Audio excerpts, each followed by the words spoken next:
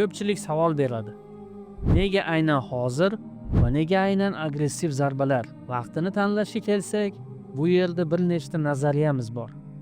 Biri Netanyahuning sud jarayoni davom etayotgani va davlat ichidagi noroziliklar uning doimiy urush olib borishiga undaydi. Shuning uchun ham u Trampga bosim o'tkazib, urush boshlashga undagan. Tramp urushlarni to'xtatib, iqtisodiy bosim, qo'rqitish va qisqa aniq amaliyot uslublari bilan o'zini gapini o'tkazishni xohlaydi.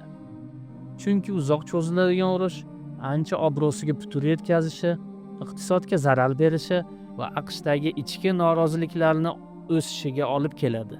Lekin Netanyahu Trampga bosim o'tkazish uchun Epstein fayllaridan foydalangan degan gap ham bor. Va u mening nazarimda haqiqatdan yiroq emas. Chunki fayllarning yarmi faqat Amerika Kongressiga ko'rsatilgan va ommaga tarqatilishdan man etilgan. Endi o'zingiz u fayllarda qanchalik qaltis narsalar borligini tushunib qo'yavering.